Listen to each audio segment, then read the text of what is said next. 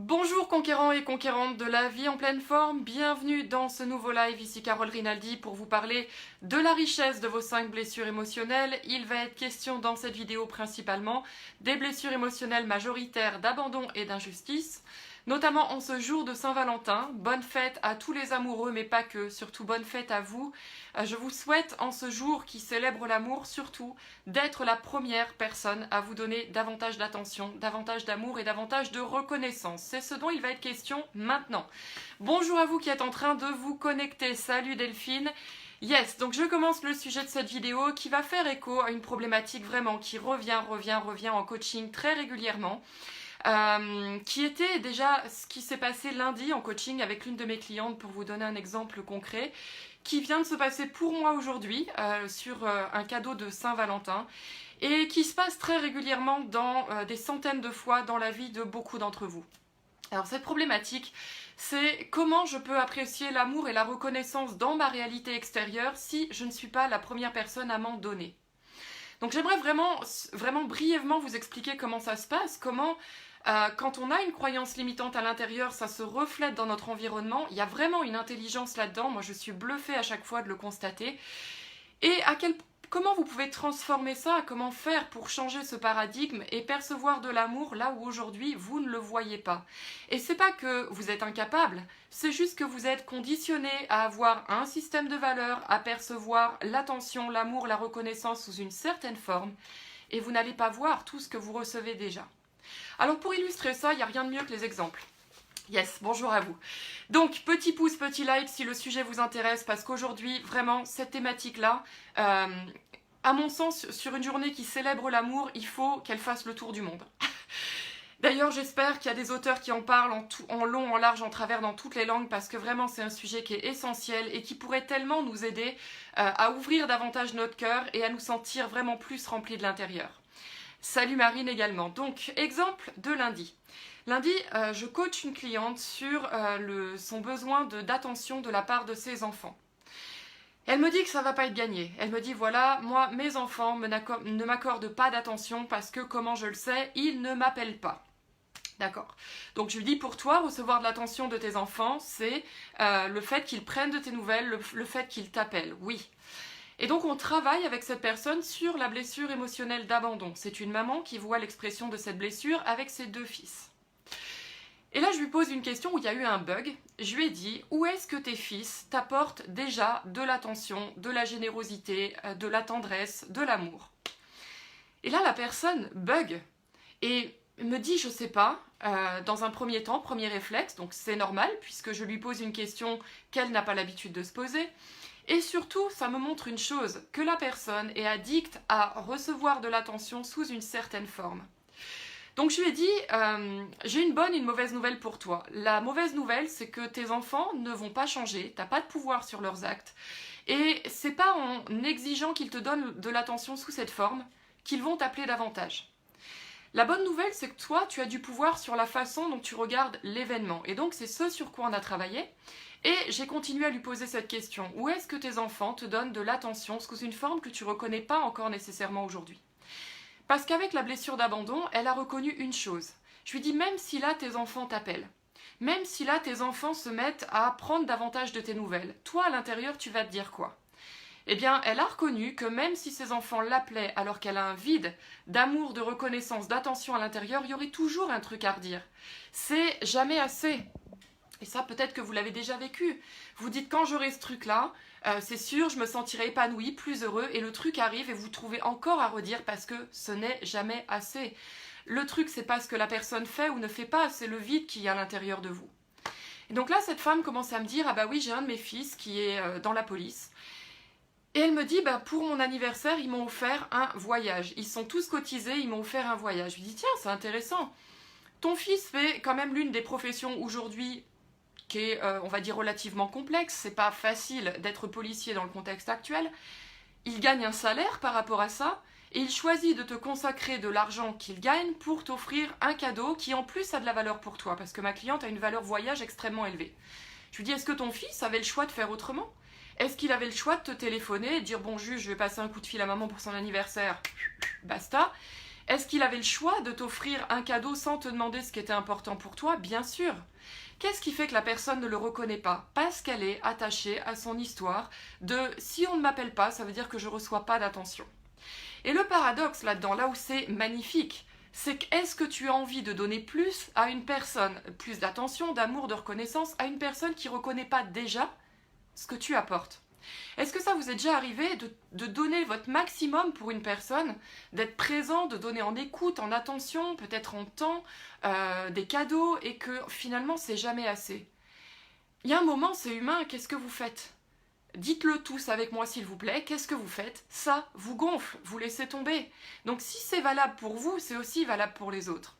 Donc je lui disais, si tu veux recevoir davantage d'attention, d'amour de tes enfants, t'as pas le pouvoir de les contrôler, mais tu as le pouvoir sur une chose, déjà reconnaître, et c'est pas spontané que tu le fasses, reconnaître toutes les formes d'attention, de tendresse, d'amour que tu reçois déjà aujourd'hui et que tu ne vois pas. Parce que tu es attaché à ton histoire, j'ai manqué d'attention, j'ai manqué d'amour, et du coup dans ton environnement extérieur, pour que la croyance continue à exister, elle va chercher tous les petits trucs qui vont dire « Ah oui, bah tu vois, j'ai raison », pour rester en cohérence et continuer à exister. Donc c'est pas parce qu'on est incapable qu'on fait ça, c'est parce que notre croyance limitante, pour continuer à exister et qu'il y ait une cohérence et qu'on se sente en état de sécurité, du moins en état de norme, va chercher dans l'environnement extérieur, même si vous recevez plus d'attention, d'amour, les détails qui vont venir lui confirmer « Ah bah oui, mais là ça aurait pu être comme ça. Ah oui, non mais regarde, j'ai raison parce que regarde comment ça vient de se passer. Il m'a appelé, mais j'ai plus eu l'impression qu'il était occupé à autre chose que vraiment me poser des questions sur comment j'allais. » Il y aura, soyez honnête, toujours un truc à redire. Autre exemple avec l'homme rigide majoritaire. Est-ce que vous connaissez l'expression de la blessure émotionnelle d'injustice chez un homme? L'expression de la blessure d'injustice, et chez une femme également, c'est beaucoup de contrôle sur soi. Hyper contrôle en permanence, être dans le mental, l'intellect, la performance, la maîtrise, et surtout, mettre en place une carapace avec les autres pour pas qu'on accède à ma sensibilité et mon émotivité.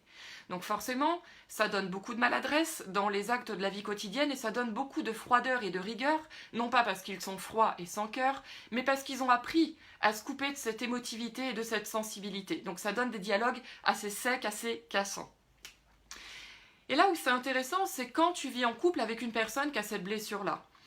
Une personne qui, par exemple, comme ça m'est arrivé ce matin pour la Saint-Valentin, t'écrit juste sur une lettre, sur une feuille A4, t'écris une déclaration pour te dire à quel point tu as de l'importance dans sa vie. Si tu manques d'amour et de reconnaissance, qu'est-ce qui va se passer? Tu vas te lever, tu vas voir cette lettre et tu vas te dire « Bon, j'espère que c'est pas une façon d'esquiver mon cadeau de Saint-Valentin. Il croit qu'il va juste me contenter avec ça, va falloir qu'il fasse mieux quand même. » Parce que tu vas être encore capable de voir que c'est pas écrit sur une carte postale, que c'est pas un cadeau en soi.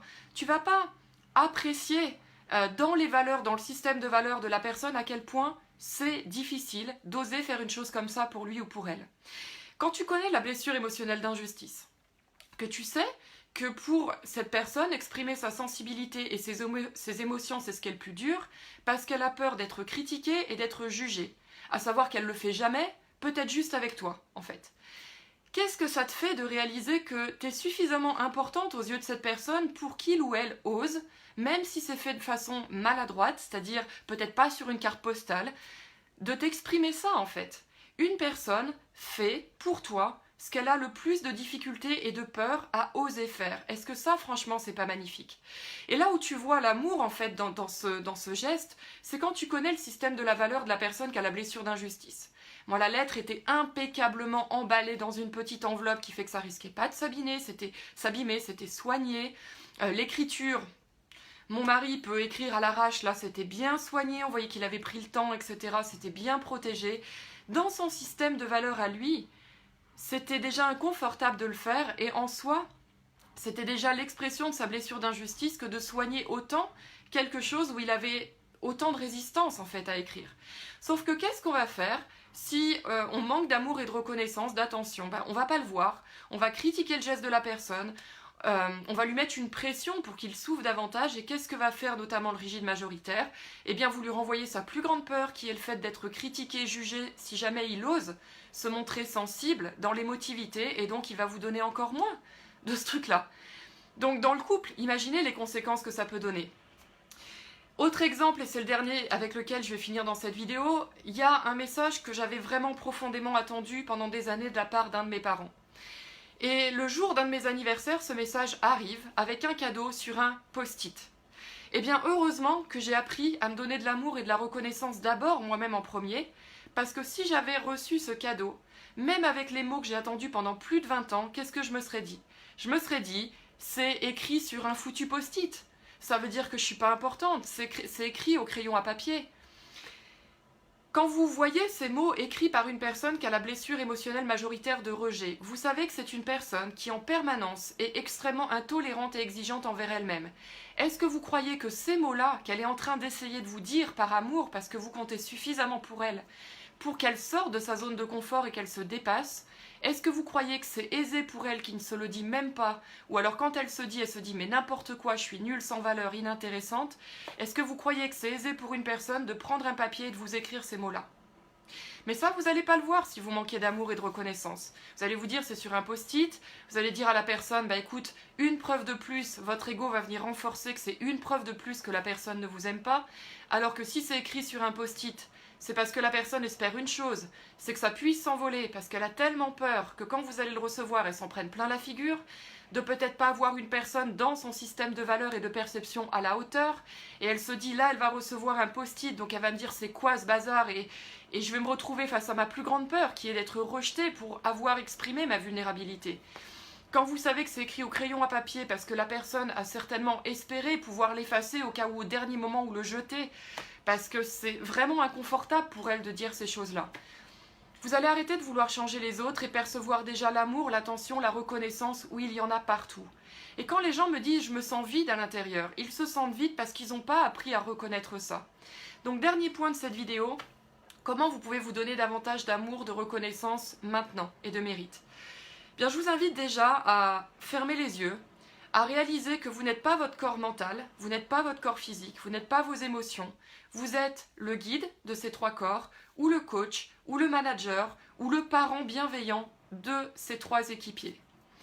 Et donc adressez-vous à ces trois équipiers plus souvent en leur envoyant le message, que vous le receviez de la part des autres ou pas, que votre environnement le démontre ou pas, que vous soyez dans la maîtrise actuellement ou pas, je suis profondément fière de toi tel que tu es maintenant. Tu es assez.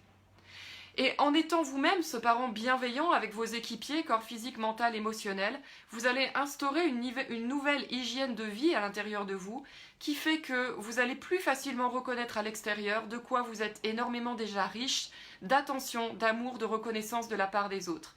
Et bizarrement, qu'est-ce qui se passe quand on arrive à faire ça? Eh bien, il se passe que les autres se sentent aimés tels qu'ils sont, pour qui ils sont, sans vouloir les changer. Et à votre avis, à quel moment ils s'ouvrent? Au moment où vous êtes capable de les aimer pour qui ils sont, tels qu'ils sont, que vous vous donnez davantage d'amour pour vous-même tel que vous êtes, et à ce moment-là, il y a des choses qui se passent. Vous avez lutté pendant des années pour les obtenir, et ça vient bizarrement, spontanément. Parce que vous avez arrêté de vouloir changer les autres, vous avez arrêté de voir tout ce qu'ils ne vous donnent pas, et vous avez commencé par vous reconnaître déjà pour de l'amour, de la reconnaissance et de l'attention, et également reconnaître les autres pour ça. Voilà, j'espère que cette vidéo vous aura plu. Si c'est le cas, n'hésitez pas à la partager et également à la commenter si vous avez des expériences similaires, où vous avez attendu des messages, une forme d'amour pendant des années, vous avez lutté pour ça. Et c'est juste en acceptant déjà de vous en donner davantage et de reconnaître les autres pour ce qu'ils vous donnaient déjà qu'il y a des choses qui se sont solutionnées comme par magie. La vie est bien faite, il y a vraiment une intelligence avec les blessures émotionnelles. Donc voilà, je vous souhaite d'en faire l'expérience, de vous intéresser aux différents profils pour arrêter de penser à soi, et de comprendre un peu le système de valeurs des autres et de se mettre aussi à la place des autres personnes qui vous entourent. Ça, c'est une vraie démarche d'humilité. Belle journée à tous! Profitez de cette Saint-Valentin pour vous accorder de l'amour, que vous soyez en couple ou célibataire. Bye bye.